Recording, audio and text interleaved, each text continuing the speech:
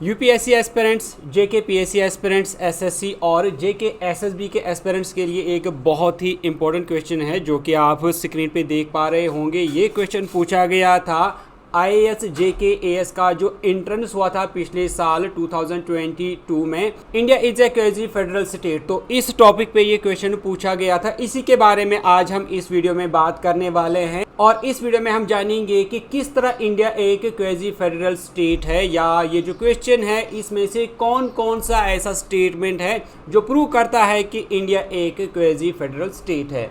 तो दोस्तों उम्मीद करूंगा कि आपको इस वीडियो से, इस क्वेश्चन से आने वाले एग्जाम में बहुत हेल्प मिलेगी, तो आप ज़रूर वीडियो को एंड तक देखते रहें। इसके अलावा यहाँ पर ये कहना चाहूँगा कि अगर आप पहली बार चैनल पे आए हैं और अभी तक चैनल को सब्सक्राइब नहीं किया है, डेली वीडियोस, अपडेट्स, नोटिफिकेशन पाने के लिए चैनल को सब्सक्राइब करने के साथ साथ बेल आइकन ज़रूर प्रेस करें।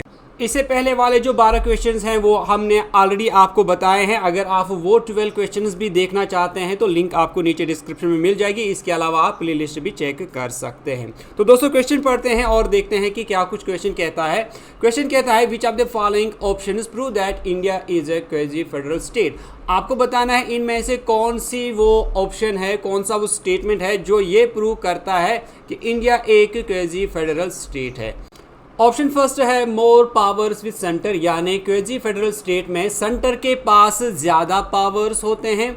ऑप्शन 2 है रेसिडरी सब्जेक्ट्स विद सेंटर, जो भी रेसिडरी सब्जेक्ट्स होते हैं उनका पावर भी सेंटर के पास होता है। Equal subjects with centre and state, यानी जो स्टेट होती है और जो सेंटर होता है उनके पास इक्वल सब्जेक्ट्स होते हैं, यानी उनके पास जो पावर्स होते हैं वो कुल मिला के आप यूँ समझिए कि सेम ही होता है। Currency and railway with centre, जो करेंसी होती है और रेलवेज होते हैं वो भी सेंटर के पास ही रहता है क्रेजी फेडरल स्टेट में। तो सोच समझ के बताइए कि इसका आंसर क्या हो सकता है, कौन कौन सा ऑप्शन सही हो सकता है। ऑप्शन है आपके पास first, third and fourth are correct, first, second and fourth are correct. Option C है second, third and fourth are correct. Option D है आपके पास first and third is correct. तो इसका जो सही आंसर रहेगा वो है part B, first, second and fourth are correct. दोस्तों अब मैं आपको क्रेजी फेडरल स्टेट के बारे में कुछ इंपॉर्टेंट पॉइंट्स बताना चाहूँगा जो आपके आने वाले एग्जाम में बहुत ही इंपॉर्टेंस रखते हैं। तो दोस्तों जब हम क्रेजी फेडरल स्टेट की बात करते हैं तो क्रेजी फेडरल स्टेट उस मुल्क को कहते हैं जहां पर मुल्क में पावर्स को डिस्ट्रीब्यूट किया जाता है। कुछ पावर जो होते हैं वो सेंटर के पास रहते हैं और कुछ पावर जो हैं वो मुख्तलिफ तरह की स्टेट्स को दिया जाता है लॉ बनाने के लिए या गवर्नमेंट को चलाने के लिए।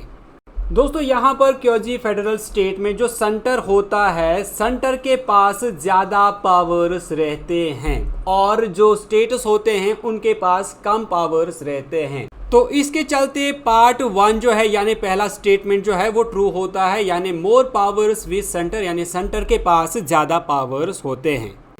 इसी के बाद दूसरी एक चीज़ है जो आपको याद रखनी होगी, वो है ट्रू फेडरल स्टेट। तो दोस्तों ट्रू फेडरल स्टेट भी एक गवर्नमेंट सिस्टम होता है जहां पर रियासतों और सेंटर के दरमियान में पावर्स को शेयर किया जाता है। लेकिन याद रखें ट्रू फेडरल स्टेट में रियासतों के दरमियान और जो सेंटर होता है इनमें पावर्स को इक्वली डिवाइड किया जाता है, इक्वली डिस्ट्रीब्यूट किया जाता है। नेक्स्ट है आपके पास रेसिडरी सब्जेक्ट्स विथ गवर्नमेंट, यानी रेसिडरी सब्जेक्ट जो है वो भी गवर्नमेंट के पास रहते हैं। अब मसला है कि रेसिडरी सब्जेक्ट्स क्या होते हैं। दोस्तों देखिए जब कॉन्स्टिट्यूशन लिखा गया उस टाइम कुछ ऐसी चीज़ें थी जो कि कॉन्स्टिट्यूशन में इंक्लूड नहीं की गई, यानी कुछ ऐसी चीज़ें जिनका कॉन्स्टिट्यूशन में जिक्र ही नहीं है, कोई उनके मुताबिक लॉ ही नहीं बनाया गया है। तो जब ऐसे चीज़ें सामने आती हैं तो उनसे रिगार्डिंग उनके लिए फैसला कौन लेगा, उनके लिए कानून कौन बनाएगा।